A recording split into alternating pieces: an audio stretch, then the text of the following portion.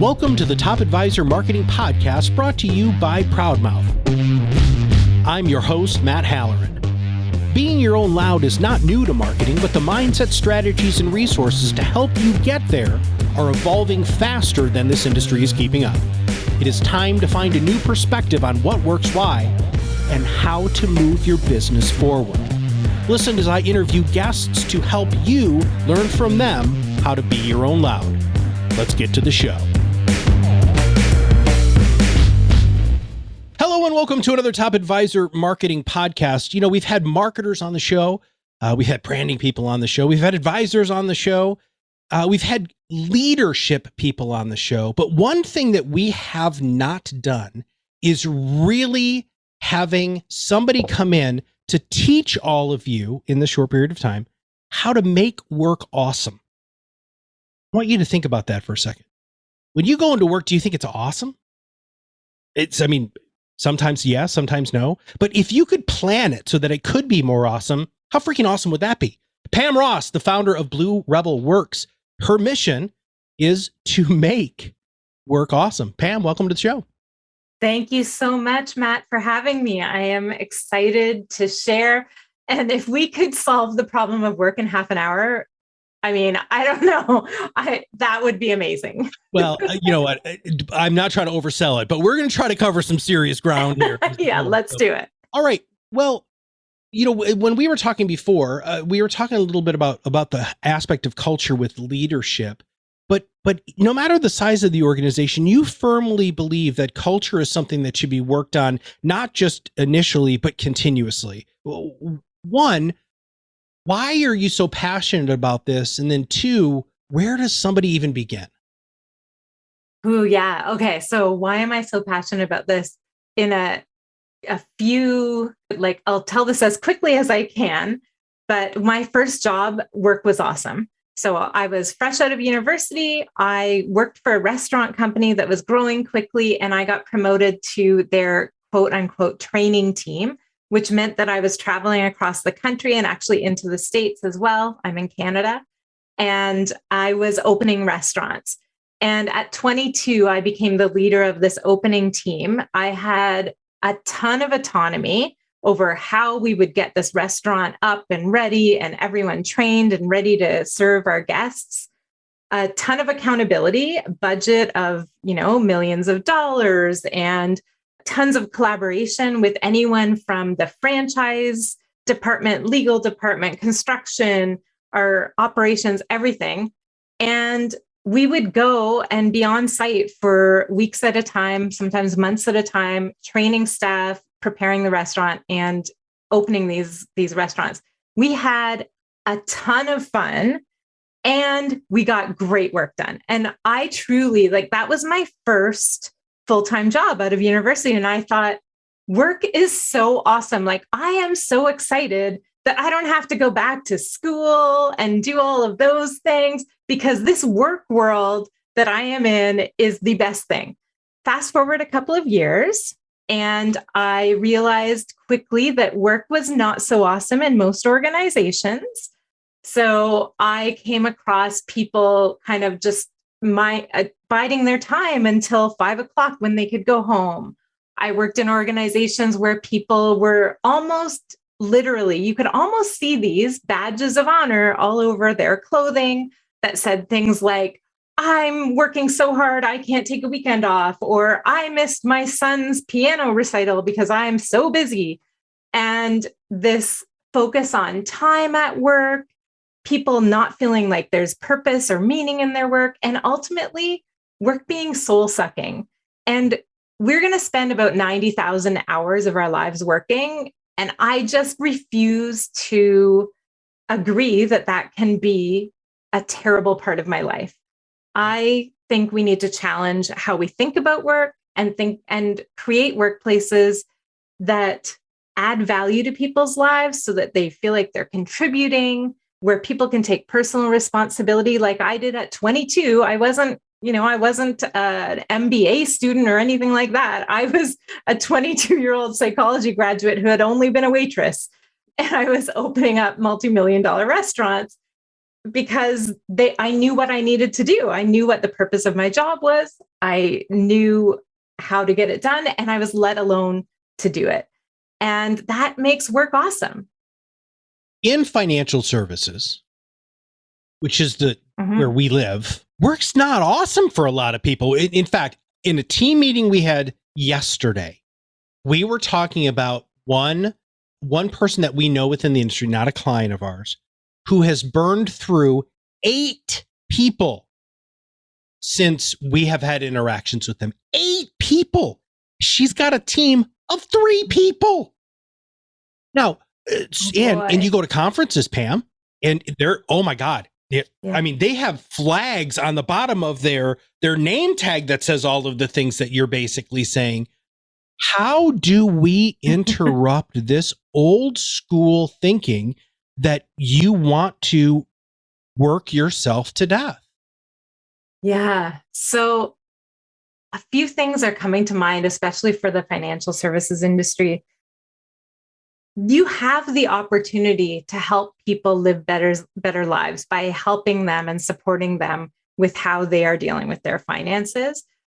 And chances are you didn't get into the industry because you wanted to work yourself to death. There was probably an origin story that was before that. So I would love for people, when they're feeling that, to go back to the origin story of, why did I get in this business in the first place? What is the purpose of what I do? And then start looking at your behaviors, and are they helping you to do that, or are they actually hurting you? The other thing, I mean, we're going to talk about culture, but a lot of what we do is also leadership, and leadership starts with leading yourself. If you are running yourself ragged, you don't have anything left in your cup to fill your team, to fill your clients, and you are not going to give your clients the best service. Really thinking about what you're doing for yourself and how that's setting the example for your team is important. The other thing I just want to mention is there is a law called Parkinson's Law, and it says that work expands to fill the time allotted. So just think about that. If I know that I have 8 hours in the day to finish that one thing on my to-do list, somehow that thing takes 8 hours. If I just know I have one thing to do and then it doesn't matter about my time, I might finish that thing and have a great life after it. What we have gotten used to in the world of work is managing work by time. So we think that you have to put in your time, and we reward people for how much time they put in.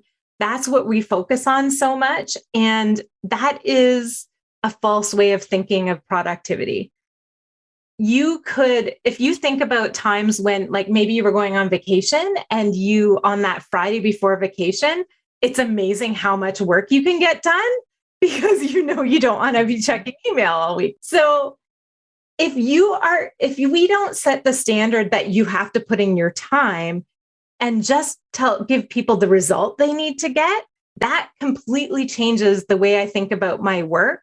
And if I have the autonomy to get the work done in the best way and the most effective way for my clients, and achieve your results, then we take away the time, and that can free up people to feel better, because we all want more control of our lives, and B, get more stuff done because we're not focusing on the visibility or the kind of what it looks like to work so many hours. I love that you said, and we're going to be transitioning this to culture. And I think that was such a wonderful foundation, because does culture start from the leader of the organization? Is that how it gets assimilated? Or help me understand that. Does it have to be that person who's wearing that badge of honor, who's probably going to die at their desk, and who really wants to make sure that you're there at 8:00, because if you're there at 8:05, you just personally did something to wrong that person? And by the way, I get it. I have my own business. It's hard not to take stuff personally, like that your example of showing up a few minutes late. You feel like these people are not taking their work as seriously as you are. Guess what? They're never going to. It's your business. No, totally. But to answer your question, culture. So first of all, what is culture? And there's lots of thoughts about culture out in the world. And a lot of people think of it as this fluffy thing, but I would define culture as the pattern of behaviors on your team or in your organization. And ultimately, so it's how people think, act, how they serve your customers, why they make decisions, and it gets you your results. So that's what your culture is. It is the behaviors of people that gets you your results. Now, as the founder or leader of your company, every action you take is causing people to go, oh, that's what's important here. That's what's expected of me. That's what gets rewarded. The thing is, they don't see the intentions or the motivations or why you're making the decisions that are under the surface. All they see is what you do, what you say and what you do. So you may be making a decision based on some fundamental purpose or something that's deep, but they only see what you did. So they are, as a leader, I have to explain why I'm making decisions. I have to share and be really transparent about the purpose and the goals of the company and who our ideal client is and all of that stuff, because otherwise my people are not going to make the right decisions because they're only seeing my reactions or actions. Okay. Wow, man, you just opened a huge can of worms that I need to try to figure out where I want to go with that. So a lot of the people who listen to this podcast are small businesses. So, I mean, they're probably under 10 team members, including the primary founder, owner, whatever. Is that too small? I mean, so you're a psych major, right? I mean, you remember group dynamics. They talked about, it changes at 8, it changes at 12 and all of that stuff. Is there anything that's too small that you can't really make major influence in culture? Is it better if it is small? I'm sorry, Pam. I don't even really know to begin with where my questions are with this because I just have far and away too many. So is that an okay question? Can you take that one and let's go from there? Yeah. When should you start thinking about culture? I would say when you hire your first employee or bring on the first person onto your team, because especially if they're client facing. So maybe if they're just behind the scenes, I shouldn't say just because that is so critical, but maybe it's not as critical if they are not client facing because you have a chance to tweak things before it gets to the client. The first client facing person that you hire, I would definitely be thinking about how can I make sure we're really aligned on where we're going and what's most important? Because this person, their actions are going to create the experience your client is getting now. And if they're making decisions based on something that is counter to the culture and the strategy that you want, then that will affect your client experience in a negative way. What happens if what the in our situation the advisor wants is wrong? I mean, you talk about this idea of reinventing work, and right out of the gate, Pam, you were talking about how instead of being more task focused instead of time focused. I mean, you're really messing with a lot of my listeners' minds. How are you talking about reinventing work, and how does your idea of reinventing work really impact the culture, which in turn impacts the experience of the client? Yeah. So when I think about reinventing work, and now is like the perfect time to be thinking about reinventing work because we've all gone through this collective experience of this pandemic. We're hearing about the great resignation, people reevaluating their lives and work and quitting jobs and moving to the country and all of these things, right? There's a lot going on right now. So it's a little scary, but if you think of it as a great opportunity rather than the great resignation or the great reset or whatever you're hearing, it's a great opportunity to start really challenging our assumptions. And instead of just like adapting, so I think of an example of right now, a lot of them are deciding they're going to work in a hybrid kind of environment. Some people will work remotely. Some people might be in the office. It'll be different depending on the day, the role, whatever. And they're also figuring out how to set up the office, how to have their meetings. And so I would start with questions like, what if we never had an office? How would we have organized ourselves to get work done? Instead of, a lot of companies are saying, well, we don't have those informal meetings in the hallway anymore. So we have to now have all these Zoom meetings. And everyone I talk to is Zoomed to death. They're in so many meetings. So instead of right now, the adaption is like we used to meet like this or pop by a desk to talk about things. Now we're going to schedule all these Zoom meetings. That's adapting. Instead, go like, how would I have communicated this if I could never speak to someone? Is there an effective way? Challenge your meetings, go through your schedule and reinvent your calendar to say like top 10, bottom 10 meetings in the past 2 weeks, and then just delete all the future bottom 10 meetings because they were not effective. So what's the role of the office? Why is 40 hours the right amount of work for us in today's world? Where did that come from? Do you know? I was researching something and it was back in like the early 1900s. They were actually looking at technological advances and saying in the future, people won't be working 40 hours anymore because and they were expecting like within the next couple of decades. This was back in, I think, the 1910s or something. So by the 50s or 60s, they thought that we would be working much fewer hours a week. But I think it's just, that's the way it always was. We work 8 hours a day, 8 hours of work, 8 hours of leisure, 8 hours of sleep. That's the way. Now, I don't know how many people work 8 hours because we're connected to work all the time on our phones, but so no one's ever challenged that. And let's challenge it. That's what I think of reinventing work. What role should work play in our lives? Why is 40 hours right? Do we need an office? Why, what if we never had one? How would we operate differently? So challenge everything. One of the things that makes a great financial advisor is their attention to detail and control. And I mean, that's really, really important. If you're going to hand somebody your life savings, those are two things that you really want to pay attention to, but that doesn't necessarily make them the greatest manager or culture creator / leader. What do you say to them? I mean, what sort of advice do you give to somebody who is burning through people or who realizes that the people aren't happy? Or I'm going to digress very quickly with the story. I worked with an advisor in the Deep South, and he would walk into his office through the back door because he didn't want to actually talk to his front office lady. It's like, she's terrible. I don't like her. I'm actually afraid of her. Right. And I'm like, dude, this is your business, right? I mean, goodness gracious. So sad, yeah. Now, mind you, there were reasons, and he did some not terrible things, but didn't do the greatest things. But anyway, so the idea of control, that's the 40 hours that's at your desk at 8 o'clock that you can't clock out until 5. You have 30 minutes for lunch. And if you're over that, you're bad, and I'm going to write you up. You're talking about reinventing this. And if we're going to break it down, let's just destroy the damn thing. And where do we go? If we were going to say, if Pam, I gave you a magic wand and you said, I'm going to screw all of this up, break it all down. Bam, it's done. What would it look like to you? Yeah. So I would imagine, and I have been trained in something called results only work environment, ROWE for short, ROWE.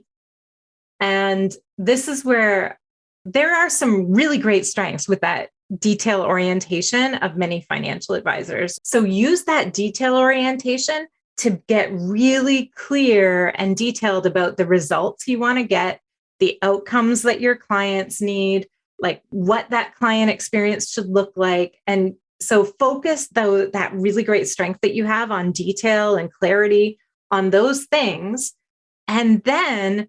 So once you're really clear on results, then you can give people the autonomy to get the results. So in a ROWE, you have 100% autonomy and 100% accountability. But if you don't get the job done, you don't have a job. Like it's not, no one ever talks about time. Actually, in a ROWE, they have a word for conversations about time, which is sludge. So you're not allowed to sludge people. There's no judgment about time. If someone doesn't get their work done, you talk to them about the work, not about the time. So right now, if you don't get your work done, someone's telling you need to put in more time or come back to the office because you're obviously not working from home. Instead, go, okay, this was the result you were responsible for. Why did you not achieve it? What got in your way of achieving that? Was it clear? Was it lack of clarity? Okay, here's the clarity. Was it you don't know how to do something? Okay, here's the training. Was it you weren't motivated? Okay, let's talk about that because that's a problem. How can you stay motivated so you get the result? So instead of managing the time, the attendance, trying to control, focus on the result and you're going to get a better result. Try a little part of that. Next time someone doesn't do what you expected, instead of thinking about how you're going to control them, ask some questions about why they didn't get it and target those things instead of time, attendance, some of the other things. Those were fantastic. Can you go through those one more time? Because you went through them quickly. So one of them is motivation. Can you go back through those row categories one more time? Okay, so this is less about row and more about just like leadership and culture and like results. But so when someone does not get their work done in the way that was expected, you want to, instead of controlling them and telling them how to and what to do. And actually, let me pause there for a second, because one of the reasons why you don't want to do this is in today's work world, we don't have, every job is not mechanistic or rote, like you do the same thing every time. The person closest to the work knows the work best. So we still operate though, as though the leader, your boss knows best and should make all the decisions. But guess what? Sorry, boss. You don't know everything that went on with that client interaction or why this person made the decisions they did or anything that is going on when they're doing the work. So that's why in today's world, for most jobs, it's better to be really clear about the result you want and then give people the autonomy to figure out how to get it best. So that's kind of part of the why behind this. Okay, so what happens if they don't get the result? You say, hey, didn't get this result. This is what I expected. What got in the way? So it might be that they weren't clear on the result. Then clarify, make sure that is super clear. It might be that they didn't know how. So then it's like, do you need training? Walk me through what your process was. Show me what you would think, what you did along the steps. It might be that they were bored, not motivated, procrastinating. That's a problem. Okay, what's getting in your way of being motivated?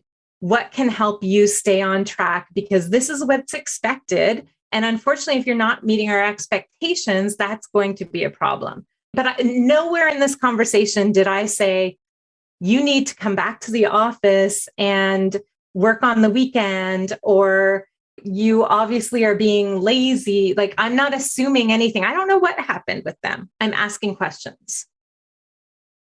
Even in HR organizations, like a lot of the advisors that we work with have outsourced HR.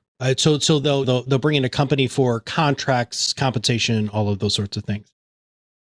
Pam, everything's still based off a 40-hour work week, right? How much vacation that you can get, what your benefits are. You have to work there for this long in order to get access to those things. If you're reinventing, how does one reinvent that? So in a lot of what I would say reinvented organizations, there's unlimited vacation time. You just have to get your work done. And I think of this lately, I've been thinking about this a lot because it's the summer, and one of our clients, they're a small web development branding company.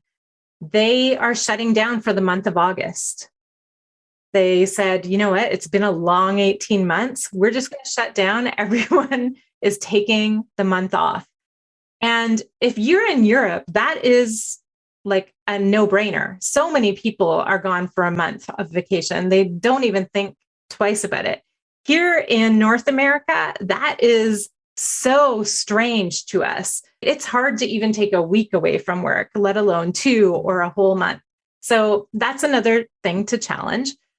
But in a row, people take time off whenever they want because they're getting their work done. So I might work on a Saturday and not on a Wednesday. As long as I get the work done and my clients are getting the outcomes they want, that doesn't matter.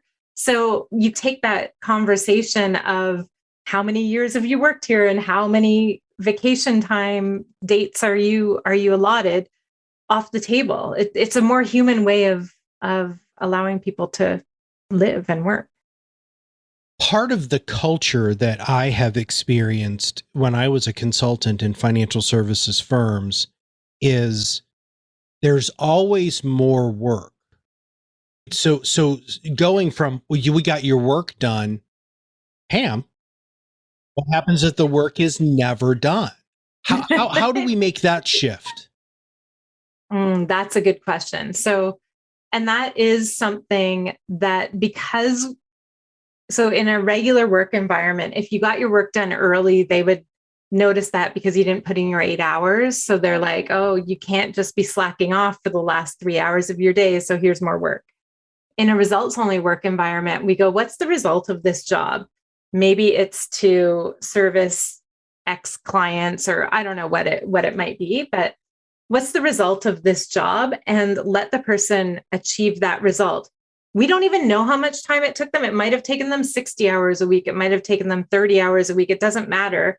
If they are getting great results and we are moving our strategy forward, then we're not giving them more work unless they're saying, hey, I want to get involved in that project, because that does happen a lot. But yeah, there isn't, oh, you're not putting in your 40 hours, so you need more work. It's like, what's the value of that job and the result they're getting? So when somebody says, this will be my last question, because I have a feeling that you and I could, I still have so many more questions, and we're just going to have you back. just to warn you, we're going to have you back because there's so much more I want to unpack here. And as we get back to normal, and I'm air quoting there, I think there is going to be a lot more revelations. And so I definitely want to have you as a repeat guest. But what happens when somebody looks you dead faced in the eye and says, Pam, I just don't have enough time?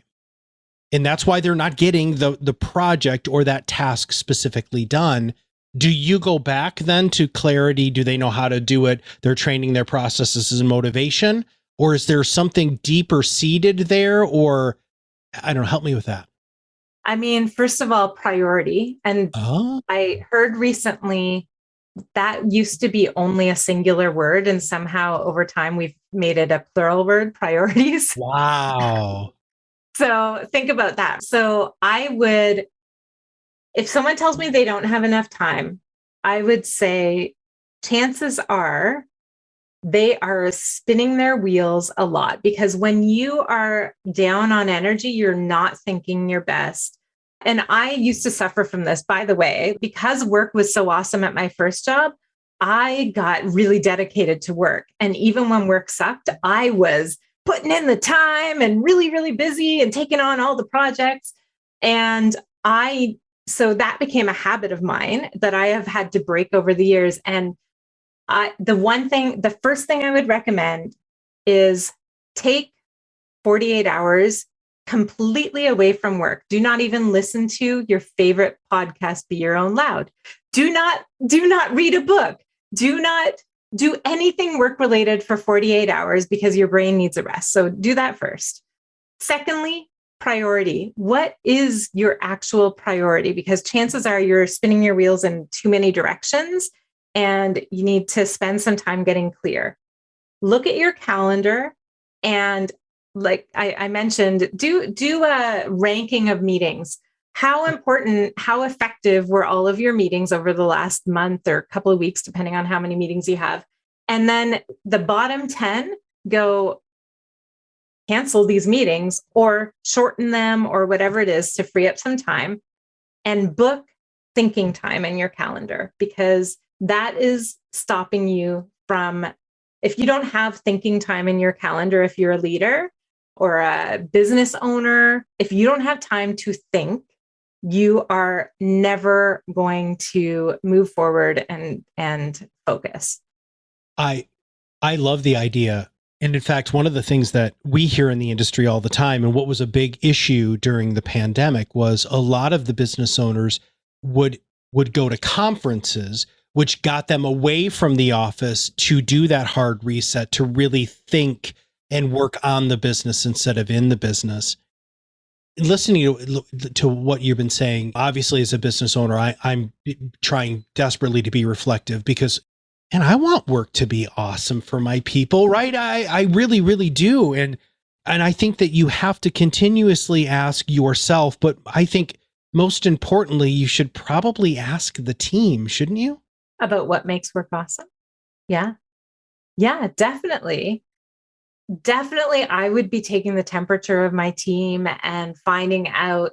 So, one of the questions I love to ask is, when was the last day that you felt like work was awesome and you would have done that for free? And one of the things that I hear from people is it's the party after work or the social gathering. And it makes me kind of sad, which I like. I love social gatherings, but I want people to actually be so energized by the work that that is fun. The work actually is something that they feel like they contributed. They feel that they were really having fun doing it. They were collaborating, whatever it is that makes work fun or great for them. So, yeah, I would definitely be asking my team, what's getting in the way of you doing your best work? When's the last time you had a really great day at work? What can I do better as your leader to make sure that more days are great for you and you are achieving all your objectives?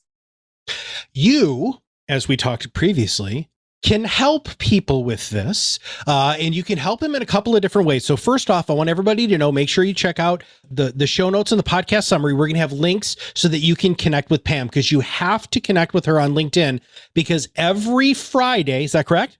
Yes. You answer questions. Yeah, I go live on LinkedIn. I have a topic, but I interact a lot. I'm asking questions of you if you were there. I'm answering your questions if you're in the comments. So yeah, super interactive. I love to go live on LinkedIn. And if somebody wants to dive a little bit more deeply, what are the next steps for our listeners to engage you, to find out a little bit more how you can help them make work awesome? Yeah, I would say probably the best thing is to just book a 20-minute free, like no obligation culture consultation call or a Reinvent Work call. And I'll give you the link for that. And I will probably ask you some questions and give you some feedback and share some resources with you. So it's a great way to just get started if you're thinking about what can I do. Pam, this has been fantastic. Not only, I mean, obviously my whole team's going to listen to this. You know, I think everybody needs to listen to this. For those of you who are business owners, have your team listen to this, have the conversation, use this podcast as kind of a catalyst to see where you're going to go post-pandemic, right? There has been so many things that have opened our eyes in the business world of norms that we don't really have to live up to anymore because they were false things in the first place, right? I mean, they weren't necessary. Productivity was pretty good. I mean, on the grand scheme of things. And you know what? I bet you people were taking naps. I bet you they took more than 30 minutes for lunch. I know. I bet you they went and walked the dog at some point, right? Maybe they had a glass of wine at 3:30 in the afternoon instead of doing it at 7 when they got home. So think about that, everybody. Here's the thing. Working with somebody like Pam will allow you to create an environment that people want to show up at. Your retention is going to be better. Their quality of work is going to go up. They're going to be happier. I mean, just think about that. How many hours did you say? 90,000 hours? 90,000 hours of our lives if we're working full time. Yeah, screw that. You know, there was a book, like The 4-Hour Work Week. Do you remember when that came out? It freaked everybody out. You know, and I think it was neat because I think that really shook things up and made people, force them to think differently. And that's one of the goals of this podcast, everybody. And you all know that. Not only for you to figure out how you can market more successfully as a financial services professional, but what can you implement into your office to make it so that you can spend the time doing the things that you want to do? And everything that Pam just talked about today is perfectly applicable for you to be able to market your financial services firm in the way that you want to really get the right client. And then the best part about it is what Pam's talking about is when they do become a client, they're going to love being a client of yours even more because you got happy team members who are really doing the kind of work that you've always wanted them to do. So Pam, thank you for being a wonderful guest. Thank you, Matt. This has been a great conversation.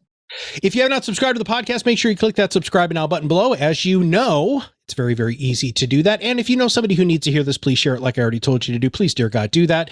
Drop us a quick review on iTunes or any of your players. That would be great. And finally, make sure that you reach out to Pam.